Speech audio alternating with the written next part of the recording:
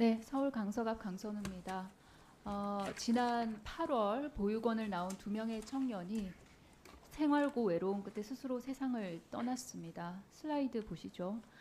이 청년들이 정말 덩그러니 이 세상이라는 곳에 내던져져서 어찌 보면 좀 유일하게 비벼볼 언덕이라고 할 수 있는 곳이 자립지원 전담기관 그리고 전담요원이라고 할 수 있습니다. 주거나 취업이나 생활에 필요한 그런 자립지원 또 사후 관리를 해주는 것이죠. 그런데 지난달 기준으로 살펴보시면 이 자립지원 전담 기관이 아예 없는 곳이 17개 지자체 중에 5곳이고요. 그리고 이 전국의 전담 인력 다 합쳐봤자 90여 명밖에 없습니다. 그러면은 대충 추정을 해보면은 이런 자립준비 청년이 한 1만 2천 명이니까 90여 명이 지원해야 될 거 나누기 해보면 단순 산수로도 1인당 130명 정도 관리를 해야 되는 거죠. 그러면은 사실 청년들 입장에서는 1년에 전화 한 통하기 굉장히 어렵습니다. 김성민 브라더스키퍼 대표 나오셨습니까? 네. 먼 길 와주셔서 감사드립니다. 참고인은 자립준비 청년 당사자입니다. 브라더스키퍼라는 사회적 기업 설립해서 내가 왜 세상에 태어났는지 하고 고민하고 고통스러워하는 여러 동료, 후배 자립준비 청년에게 회사 이름 그대로 가족이 되어주고 있습니다.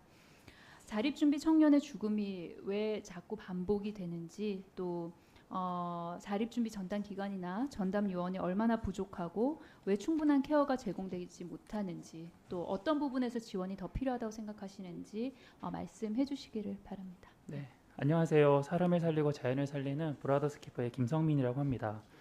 아동복지시설과 가정위탁에서 보호되던 청년은 만 18세에 보호가 종료되고 혼자 자립을 시작합니다.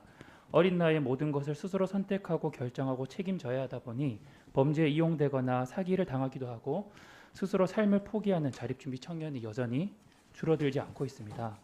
자립준비 청년이 건강하게 자랄 수 있도록 도와주는 자립전담기관과 당사자 커뮤니티 또 사회적 가족 등과 같은 지원 체계가 필요하다고 생각합니다.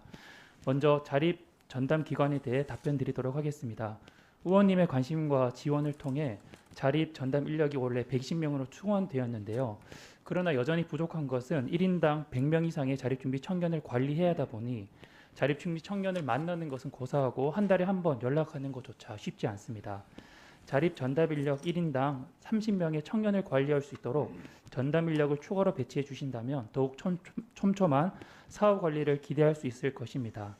두 번째로 보호아동 및 자립준비 청년이 외로움, 우울증 등으로 인해 삶을 포기하려는 위기 상황 시 도움을 요청할 수 있는 한 라인이 필요하다고 생각합니다.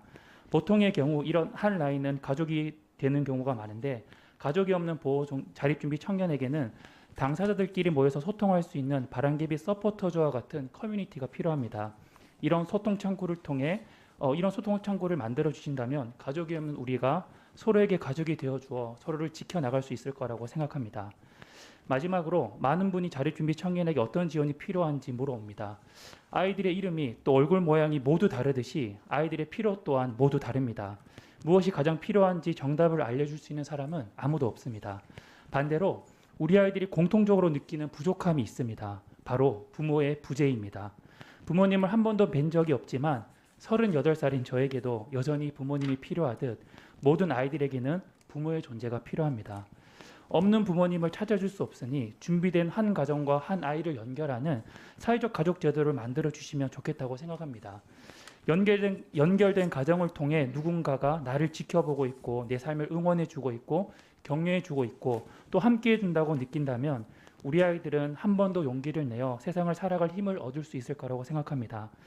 저 또한 부모가 없다고 생각했습니다. 그러나 지나온 시간들을 돌아보니 누구보다 부모가 많았습니다. 보육원에서는 원장님과 사회복지사 선생님이 저희 부모님이 되어주셨고 자립을 한 후에도 많은 분이 저에게 아버지와 어머니의 역할을 해주셨습니다. 그런 관심과 사랑이 저를 이 자리까지 끌어왔다고 확신합니다. 우리 아이들에게도 같은 기회가 주어져서 지금보다 더 멋진 삶을 살아낼 아이들의 모습을 함께 기대해 주셨으면 좋겠습니다. 자립이 고립이 되지 않도록 사회에 나오는 것을 두려워하는 것이 아니라 기대할 수 있도록 우리 모두가 아이들의 가족이 되어주면 좋겠다고 생각합니다. 감사합니다. 네, 발언 감사드립니다. 들어가 주셔도 좋습니다. 신꽃시계 인구아동 정책관님. 네. 참고인 발언 통해서 확인했듯이 자립준비 청년들에게는 이렇게 옆에서 좀 아낌없이 조언, 격려해주고 지지해줄 어른이 필요합니다. 현재 자립지원 전담 기관이 설치되지 않은 지역도 있고 내년도 전담 인력 배치 목표도 180명에 불과합니다. 그런데 윤석열 대통령 쓸 돈 써가며 청년 위해 노력하겠다라고 말씀하셨습니다. 근데 정작 사회복지 분야 인력 증원 계획은 매우 부족한 상황이죠.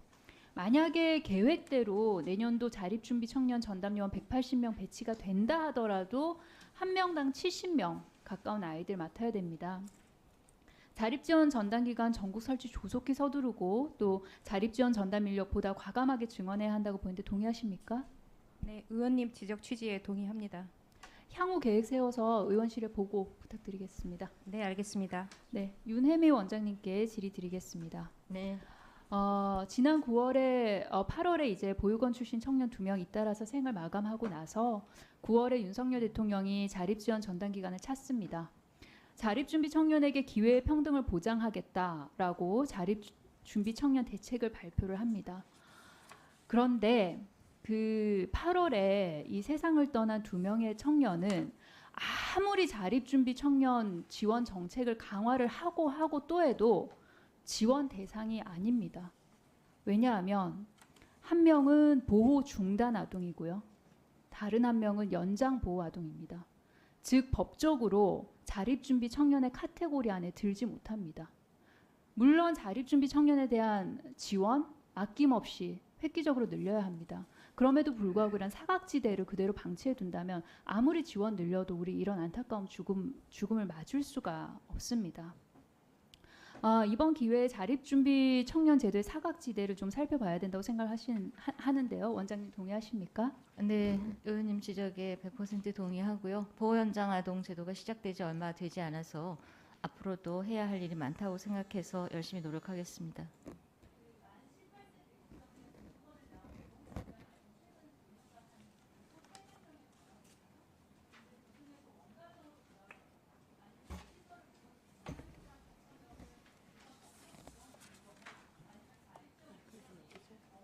이런 정책적 사각지대에 완전히 놓여 있습니다.